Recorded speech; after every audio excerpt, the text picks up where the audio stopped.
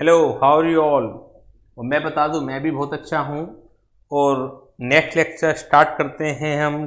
Class number 8 है ये, companies act की for CA foundation and CA intermediate दोनों के लिए एप्लीकेबल है। जैसा कि मैंने पहले भी बता चुका हूं आपको कि जो शुरू के 25 सेक्शन हैं वो सीए फाउंडेशन में भी हैं और सीए इंटरमीडिएट में भी हैं।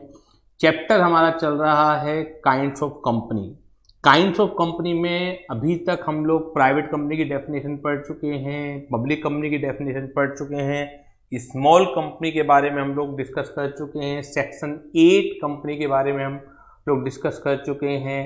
और आज हम लोग डिस्कस करने वाले हैं holding company or subsidiary company के बारे में।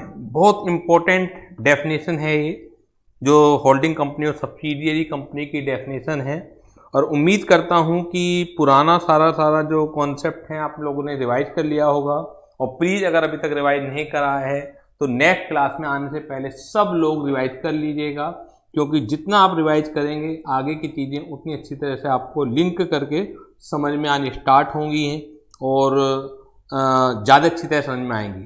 तो पढ़ते हैं होल्डिंग कंपनी के बारे में।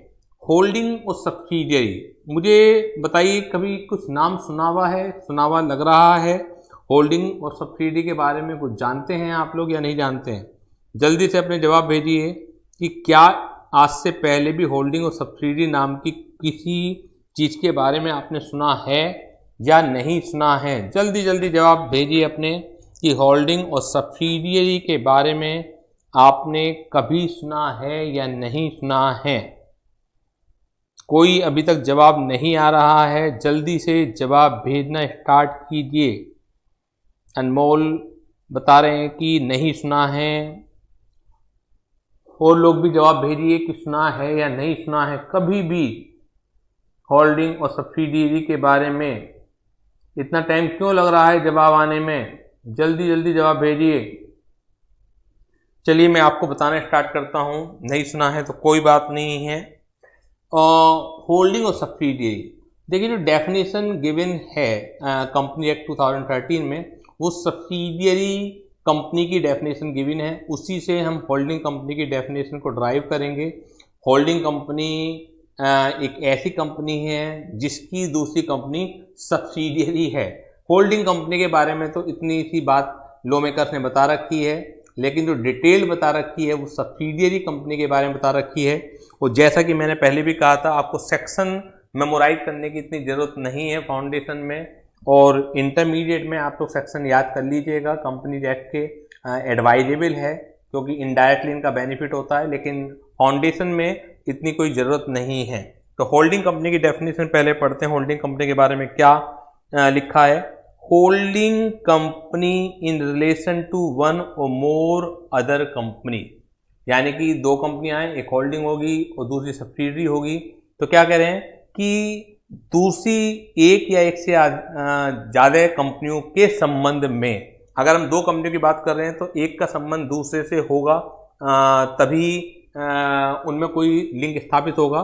तो holding company relation to one or more other company means a company or which such company are subsidiary company, यानी कि कह रहे हैं कि होल्डिंग कंपनी दूसरी कंपनी के रिलेशन में वो कंपनी है अगर दूसरी कंपनी क्या है उसकी सब्सिडियरी कंपनी है। इससे कुछ भी नहीं पता लगता है। जैसे हम कहते हैं कि दो व्यक्तियों के बीच में अगर बाप बेटे का रिश्ता है तो एक व्यक्ति फादर की भूमिका अदा करता है अगर दूसरा व्यक्ति उसका बेटा है। इस तरह से इन्होंने कुछ डेफिनेशन दे रखी है कि holding company relation to one or more other company means a company of which such other company are of subsidiary company, यानी कि होल्डिंग कंपनी एक या एक से अधिक रिलेशन अदर कंपनियों के रिलेशन में तब है अगर दूसरी कंपनी उसकी सब्सिडियरी है। अगर दूसरी कंपनी उसकी सब्सिडियरी नहीं है तो आप होल्डिंग भी नहीं है। लेकिन इससे डेफिनेशन से कतई पता नहीं लगता है कि वास्तव में होल्डिंग कंपनी कैसे बनती है।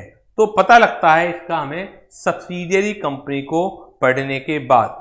Swati, good afternoon. काफ़ी लेट आपने ज्वाइन किया है, चलिए कोई बात नहीं। तो स्वाति भी आ गई है यहाँ पर।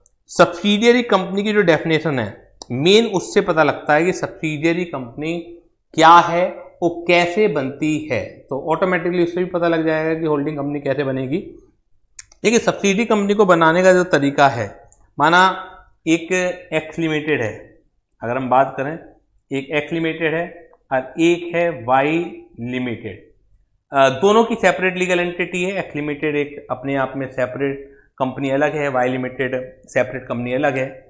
पहला जो तरीका है, इन दोनों में अभी तक कोई रिलेशन नहीं है, कोई किसी के ऊपर कोई कंट्रोल नहीं रखता है, लेकिन एक्स लिमिटेड के पास वाई लिमिटेड के बोर्ड ऑफ डायरेक्टर के कंपोजिशन को कंट्रोल करने की पावर आ गई। वो आएगी कैसे, हमारा मुद्दा यहाँ पर ये नहीं है, ना फाउंडेशन में ना इंटरमीडिएट में ये पता लगता है, इसलिए फाइनल में पढ़ के कभी आप ये सोचने लगें कि सर ये पावर आती कैसे है। बहुत सारे तरीके होते हैं, पहले तो हम खैर ये समझ लेते हैं control the composition of board director होता क्या है। पहला जो तरीका है होल्डिंग और सब्सिडी का रिलेशन बनाने का, अगर दो लोगों में बनाना है तो कंट्रोल द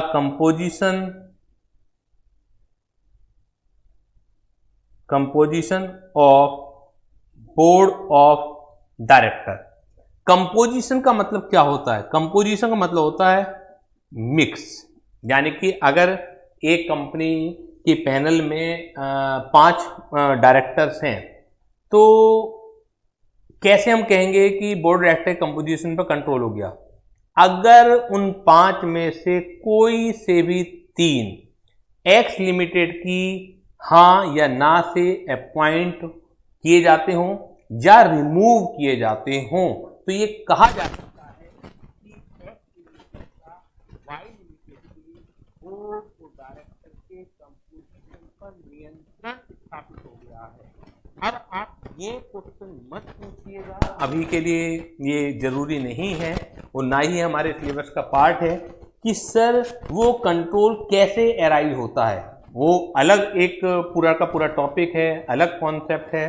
इस तरीके से समझ लीजिए, जैसे अगर मैं आपसे बात करूं कि कोई सरकारी नौकरी आपको लेनी है या आर्मी में आपको जाना है तो क्या तरीका होता होगा। तो हमें जनरली एक ही तरीका पता है कि अगर सपोज कि आर्मी में जाना है, जिस रैंक में भी जाना है उसका एक पर्टिकुलर एग्ज़ाम होगा, उस एग्ज़ाम को हम क्रैक करेंगे, इंटरव्यू होगा और उसके बाद हमें वो पोस्ट मिल जाएगी। नॉर्मली किसी से भी पूछेंगे तो वो यही तरीका बताएगा।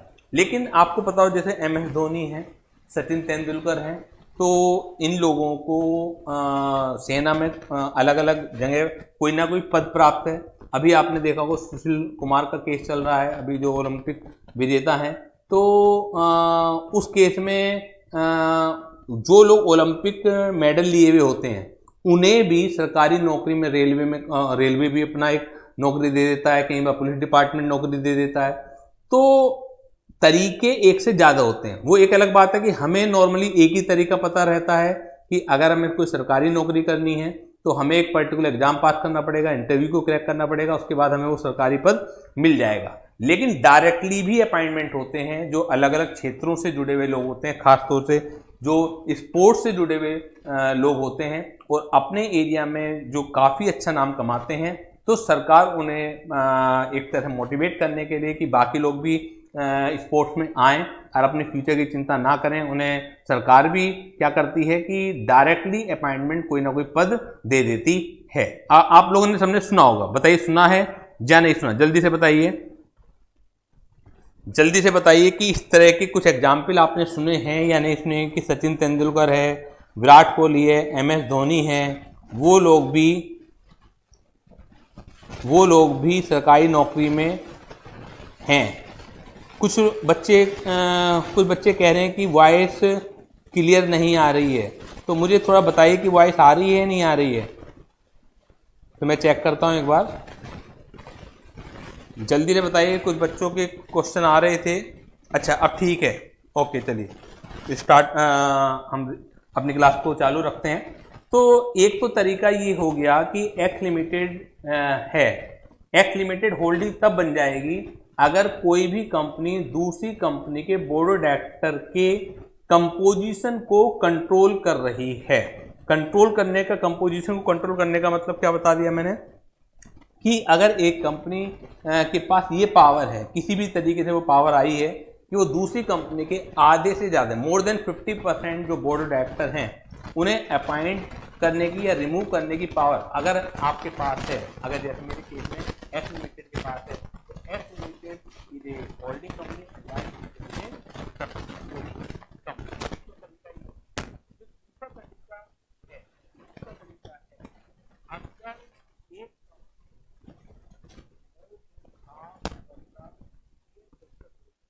अगर क्या करती है, होल्ड करती है मोर than 50% of share capital, more than 50% of share capital अगर आप एक कंपनी दूसरी कंपनी की होल्ड कर रही है, तो उस केस में भी जो कंपनी होल्ड कर रही है उसे होल्डिंग कंपनी कहा जाएगा, और जिस कंपनी की होल्ड की जा रही है उसे सब्सिडियरी कंपनी कहा जाएगा। तो ये दो तरीके हैं, एक तरीका और भी है, टोटल 3 तरीके हैं। तो अभी मैं लिखवाऊंगा भी इस चीज़ को, आपको चार्ट बनवाऊंगा इस चीज़ का। तो पहले एक बार रीडिंग लगा लेते हैं, जो डेफिनेशन है, जो रोमिकस ने डेफिनेशन दी हुई है, पहले उसे भी पढ़ लेते हैं। तो देखिएगा, सब्सिडियरी कंपनी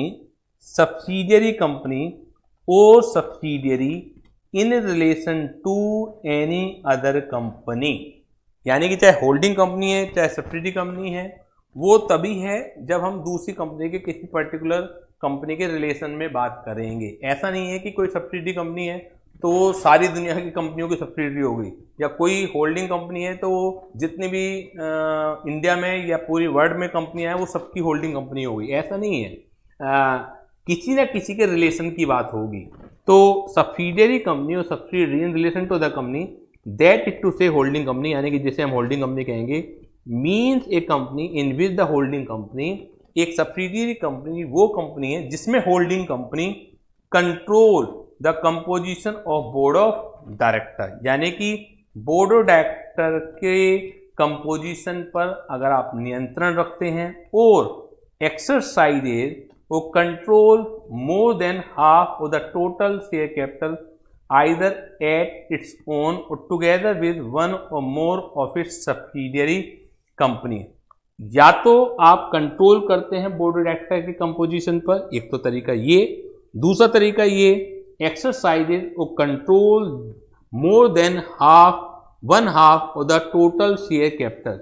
यहां पर वर्ड यूज हुआ है टोटल शेयर कैपिटल। तो जल्दी से बताइए कि इक्विटी कैपिटल की बात कर रहे हैं, प्रेफरेंस कैपिटल की बात कर रहे हैं, या दोनों की बात कर रहे हैं? जल्दी से मुझे बताइए, ये इक्विटी की बात हो रही है या प्रेफरेंस की बात हो रही है या दोनों की बात हो रही है? जल्दी से बताइए, जल्दी बताइए कि इक्विटी की बात हो रही है, प्रेफरेंस की बात हो रही है, या दोनों कैपिटल की बात हो रही है? जल्दी से बताइए, जल्दी से बताइए सभी बच्चे कि कौन सी कैपिटल की बात हो रही है, इक्विटी की बात हो रही है, प्रेफरेंस की बात हो रही है, या दोनों की बात हो रही है? जल्दी से बताइए।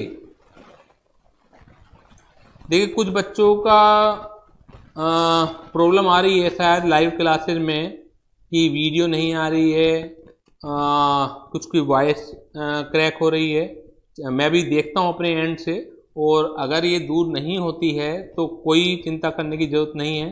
क्लास मेरी रिकॉर्ड हो भी रही है तो आपके ऐप पर वो आ जाएगी थोड़ी देर बाद, तो जब आप उसे देख लीजिएगा, ठीक है ना।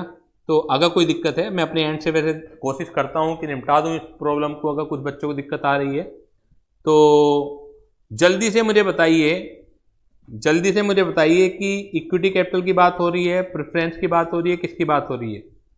जल्दी से मुझे बताइए, इक्विटी की बात हो रही है, प्रेफरेंस की बात हो रही है, किसकी बात हो रही है? तो मैं क्वेश्चन आपसे पूछ रहा हूं कि यहाँ पर जो टोटल शेयर कैपिटल का मतलब है वो इक्विटी शेयर कैपिटल है, प्रेफरेंस शेयर कैपिटल है, या दोनों ही कैपिटल का मतलब है? जल्दी से बताइए मुझे, जो यहाँ पर सेकंड पॉइंट में लिखा हुआ है एक्सरसाइजेज और control more then 1/2 of the total share capital, box बना रखा है मैंने। तो टोटल शेयर कैपिटल का मतलब क्या है, यहाँ पर इक्विटी है, प्रेफरेंस है, या दोनों है? जल्दी से बताइए मुझे, जल्दी से बताइए, जल्दी जल्दी बताइए।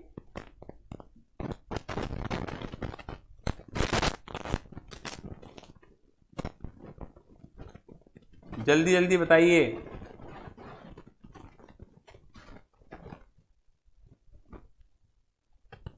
तो सुप्रज्ञा का आया है कि दोनों ही मतलब, वेरी गुड सुप्रज्ञा, क्योंकि यहाँ पर कुछ भी इक्विटी या प्रेफरेंस के बारे में नहीं लिखा हुआ है, तो इसका मतलब दोनों ही मतलब है, इक्विटी प्लस प्रेफरेंस। लेकिन इन्होंने यहाँ तो कुछ नहीं लिखा है, लेकिन एक जगह एक अलग से सेक्शन बना के लिखा हुआ है कि यहाँ पर टोटल शेयर कैपिटल का मतलब क्या है। तो वहां पर हर तरह की प्रेफरेंस शामिल नहीं है, बल्कि केवल जो कन्वर्टेबल प्रेफरेंस शेयर होते हैं, सुना है आपने, कन्वर्टेबल प्रेफरेंस शेयर होते हैं, केवल वो ही यहाँ पर टोटल शेयर कैपिटल का पार्ट बनेंगे। ध्यान दीजिएगा कि यहाँ पर इक्विटी, कोई से भी इक्विटी तो एक ही तरह के होते हैं, लेकिन प्रेफरेंस शेयर कन्वर्टेबल और नॉन कन्वर्टेबल प्रेफरेंस शेयर होते हैं। तो यहाँ पर प्रेफरेंस शेयर हर तरह के नहीं होंगे, केवल जो कन्वर्टेबल प्रेफरेंस शेयर हैं उनको ही शामिल किया जाएगा। तो दोबारा से देख लीजिए, दो तरीके हो गए। अगर एक कंपनी दूसरी कंपनी के बोर्ड डायरेक्टर के कंपोजिशन को कंट्रोल करती है, कंपोजिशन को कंट्रोल करने का मतलब क्या है कि अगर एक कंपनी के मोर than half of the board director जो पैनल के होते हैं वो दूसरी कंपनी की मर्जी से हटाए जाते हैं, चुने जाते हैं, तो इसे कहते हैं control the composition of board director. या एक कंपनी अगर दूसरी कंपनी की मोर than half of the share capital, share capital का मतलब क्या है यहाँ पर, equity plus convertible preference share, अगर वो होल्ड कर रही है तो भी ये कहा जाएगा कि जो कंपनी होल्ड कर रही है वो होल्डिंग कंपनी है, और जिस कंपनी की होल्ड की जा रही है वो कंपनी क्या है, सब्सिडियरी कंपनी है। एक बॉक्स मैंने नीचे दे रखा है, तो सबसे पहले उसमें एक्सप्लेनेशन नंबर बी पढ़ लेते हैं। बी एक्सप्लेनेशन ये कह रही है कि कंपोजिशन को कंट्रोल करना किसे कहते हैं। The composition of a company board of director shall be deemed to be controlled, यानी माना जाएगा by another company if that other company by exercise of some power exercisable by it at it description can appoint or remove all or a majority of the director. तो जो मैंने आपको बताया था कि एक कंपनी दूसरी कंपनी के बोर्ड डायरेक्टर के कंपोजिशन पर कंट्रोल मानी जाएगी अगर किसी भी तरीके से एक कंपनी के पास ये पावर आ जाती है कि वो दूसरी कंपनी के या तो सारे के सारे या majority of the board director को हटाने या अपॉइंट करने की पावर अगर अपने पास रखे हुए है, तो यहां पर उसे कंट्रोल कहा जाएगा, कंपोजिशन ऑफ बोर्ड डायरेक्टर को। अब हमें दो चीजें और अच्छी तरह समझनी है। एक तो एक्सप्लेनेशन नंबर ए का ए पार्ट समझना है, और जो मेन डेफिनेशन में पॉइंट नंबर 2 है पहले उसे ही समझ लेते हैं। एक्सरसाइज वो control more than half of the total share capital either at its own और together with one or more of its subsidiary company, either at its own. ये तो समझ में आ गया कि अगर एक्स लिमिटेड के पास वाई लिमिटेड के आधे से ज्यादा टोटल शेयर कैपिटल है तो एक्स लिमिटेड ये मानी जाएगी कि वो वाई लिमिटेड की क्या है, वो वाई लिमिटेड की क्या है, होल्डिंग कंपनी है, आइदर एट इट्स ओन। अब दूसरा जो तरीका है वो और समझ लेते हैं कि दूसरा तरीका क्या कह रहे हैं। ये केस सपोज कीजिए एक्स लिमिटेड जो है, एक्स लिमिटेड है, एक वाई लिमिटेड है और एक है आपकी जेड लिमिटेड, एक है आपकी जेड लिमिटेड। अगर एक्स लिमिटेड के पास more than 50% of share capital अगर है तो एक्स लिमिटेड होल्डिंग बन जाएगी और वाई लिमिटेड क्या बन जाएगी, सब्सिडियरी बन जाएगी, ये तो क्लियर हो ही रहा है आपको। अगर एक्स लिमिटेड के पास वाई लिमिटेड की मोर than half of the total share capital नहीं है, लेकिन है क्या, सपोज कीजिए एक्स लिमिटेड के पास एक्स लिमिटेड और जेड लिमिटेड में होल्डिंग और सब्सिडी का रिलेशन है। एक्स लिमिटेड और जेड लिमिटेड में होल्डिंग कंपनी का रिलेशन है। कैसे वो रिलेशन आया, या तो एक्स लिमिटेड के पास ये पावर होगी कि जो जेड लिमिटेड के मोर than half of the director को अपॉइंट और रिमूव कर सकती है, या एक्स लिमिटेड के पास टोटल शेयर कैपिटल का 50% से ज्यादा जेड लिमिटेड की है। लेकिन ये मान लीजिए कि एक्स लिमिटेड होल्डिंग कंपनी है जेड लिमिटेड की, हमें ये तय करना है कि क्या एक्स लिमिटेड वाई लिमिटेड की भी होल्डिंग कंपनी है। तो अगर एक्स लिमिटेड के पास सपोज कीजिए वाई लिमिटेड की 40% टोटल शेयर कैपिटल है, और जेड लिमिटेड के पास भी वाई लिमिटेड की 20% शेयर कैपिटल है, तो भी एक माना जाएगा कि X limited is the holding company of Y limited. ध्यान से सुनिए, जो मेन डेफिनेशन है उसका पॉइंट नंबर जो 2 कह रहा है वो ये कह रहा है कि एक कंपनी दूसरी कंपनी की होल्डिंग होगी यदि एक कंपनी दूसरी कंपनी की मोर than half of the total share capital अपने पास रखती है, आइदर एट इट्स ओन, या तो खुद ब खुद, यानी कि या तो एक्स लिमिटेड वाई लिमिटेड की 50% से ज्यादा कैपिटल अपने पास रखे हुए ही है, और together with one or more of its subsidiary company, या ऐसा भी हो सकता है खुद तो मोर देन 50% टोटल शेयर कैपिटल नहीं हो एक्स लिमिटेड के पास, वाई लिमिटेड की ना हो, लेकिन कुछ एक्स लिमिटेड के पास हो और कुछ एक्स लिमिटेड की सब्सिडियरी कंपनी के पास हो, क्योंकि एक कंपनी कितनी भी कंपनियों की होल्डिंग बन सकती है। और होल्डिंग बनने का तरीका क्या है कि आपके पास जिन जिन की भी आपको होल्डिंग बनना है मोर than half of the total share capital होनी चाहिए। तो एक्स लिमिटेड के बाद जेड लिमिटेड की मोर than half of the total share capital है, तो इसका मतलब एक्स लिमिटेड जेड लिमिटेड की होल्डिंग है। लेकिन एक्स लिमिटेड वाई की पूरी तरह होल्डिंग नहीं बन पा रही, डायरेक्टली नहीं बन पा रही है, क्योंकि more than half of the total share capital Y limited के एक्स लिमिटेड के पास नहीं है। लेकिन जब देखा गया कि एक्स लिमिटेड के पास 40% है और जेड लिमिटेड के पास भी 20% है वाई लिमिटेड की, तो अकेले अकेले तो कोई भी होल्डिंग नहीं है, लेकिन यहां पर एक्स लिमिटेड तब भी क्या मानी जाएगी, होल्डिंग कंपनी मानी जाएगी। जल्दी से बताइए मुझे कि ये चीज क्लियर हुई आपको या नहीं हुई, जल्दी से जवाब भेजिए कि ये चीज क्लियर हुई आपको या नहीं हुई, जल्दी जल्दी जवाब भेजिए, ये चीज क्लियर हुई या नहीं हुई। एक चीज और देखनी है हमें, एक चीज और देखनी है, वो चीज है एक्सप्लेनेशन में गिवन है कि किस तरीके से होल्डिंग और सब्सिडी का रिलेशन आता है दो कंपनियों के बीच में। दो तरीके तो मैंने ये बता दिए आपको, तीसरा तरीका देखिएगा, एक्सप्लेनेशन नंबर 1 में दिया हुआ है, एक company shall be deemed to be subsidiary company of the holding company। एक company shall be deemed to be the subsidiary company of the holding company। एक कंपनी होल्डिंग कंपनी की सब्सिडी मानी जाएगी even if the control referred to in subclause I or subclause II is of another subsidiary company of the holding company। Language थोड़ा सा मुश्किल है, लेकिन कहना क्या चाह रहे हैं यहाँ पर पहले सिंपल भाषा में समझाने की कोशिश करता हूं। जैसे मैथमेटिकली कहा जाता है कि A is equal to B और B is equal to C, अगर ये है तो hence A is equal to C, ये मैथमेटिकली एक इक्वेशन बनती है। इसी तरीके से अगर मैं कहें कि ए लिमिटेड होल्डिंग है बी लिमिटेड की, ये सब्सिडियरी है, और बी लिमिटेड जो है वो होल्डिंग है वो सी लिमिटेड की है। ऑल्दो ए और सी में कोई रिलेशन नहीं है, लेकिन एक्सप्लेनेशन कह रही है तो है ए लिमिटेड जो है वो सी लिमिटेड की भी क्या बन जाएगी, होल्डिंग बन जाएगी। यानी कि ए जो सी है वो सब्सिडियरी कंपनी बन जाएगी ए लिमिटेड की। सी जो है सब्सिडियरी कंपनी बन जाएगी ए लिमिटेड की अगर सी लिमिटेड सब्सिडियरी है ए लिमिटेड की किसी और सब्सिडियरी कंपनी की। ध्यान से समझिएगा, लैंग्वेज थोड़ा सा मुश्किल है, लैंग्वेज थोड़ा सा मुश्किल है। क्या कहना चाह रहे हैं कि ए लिमिटेड जो है होल्डिंग है बी लिमिटेड की, बी लिमिटेड होल्डिंग है सी लिमिटेड की।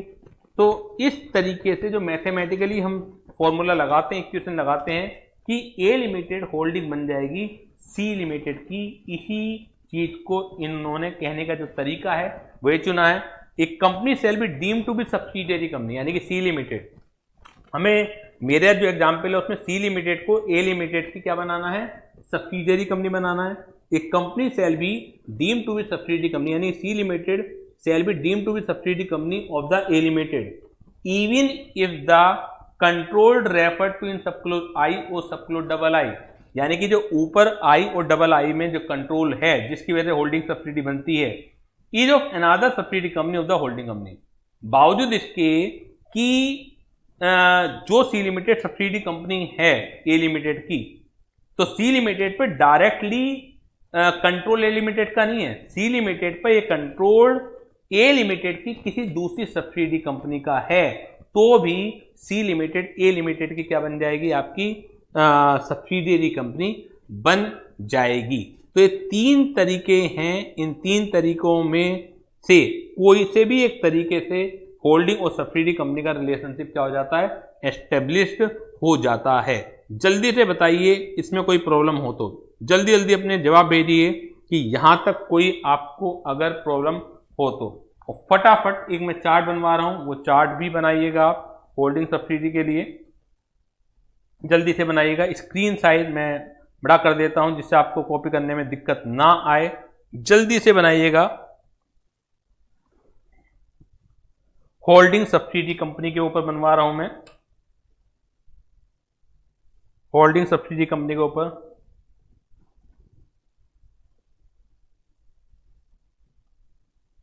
जल्दी से अपना रजिस्टर निकाल लीजिएगा।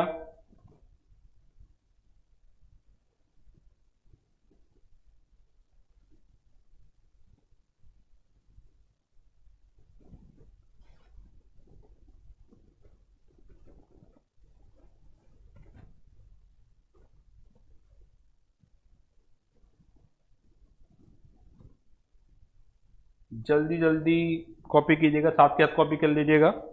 ये एक्स लिमिटेड है, इसे हम नाम दे रहे हैं होल्डिंग कंपनी।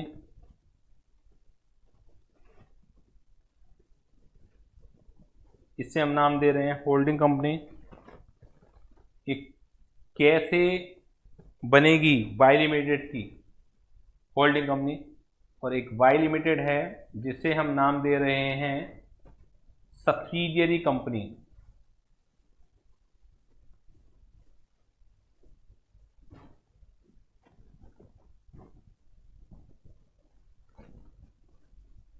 जिसे हम नाम दे रहे हैं सब्सिडियरी कंपनी। दो तरीके हैं जी,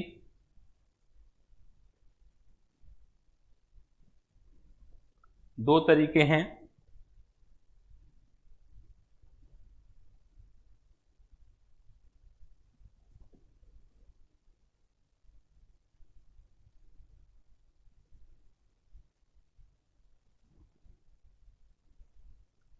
या तो वो कंट्रोल करे, कंट्रोल द कंपोजिशन ऑफ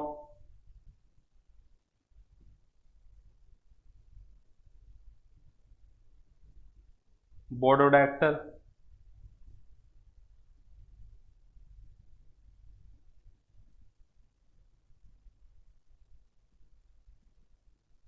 या जो दूसरा तरीका है वह control more then, control more then, control more then one half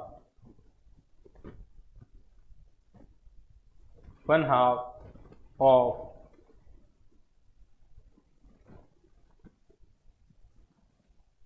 share capital.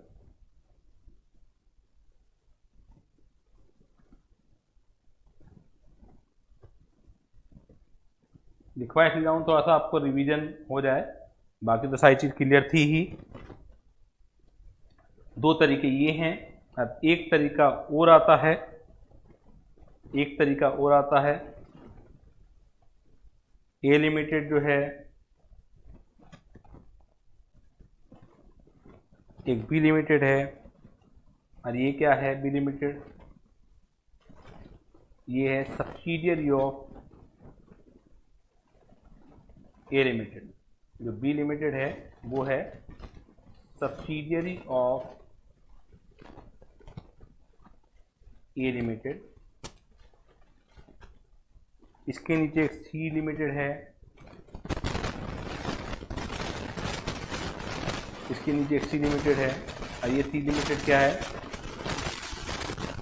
ये है subsidiary of B limited.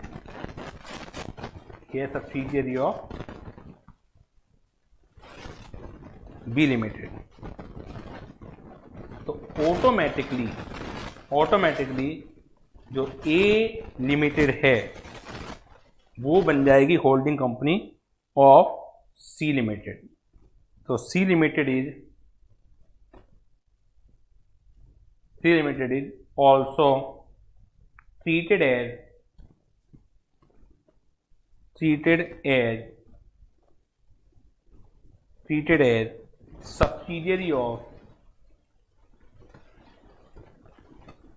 subsidiary of A Limited, subsidiary of A Limited। जल्दी से बताइए ये चीज समझ में आ गई आपको या नहीं आई है?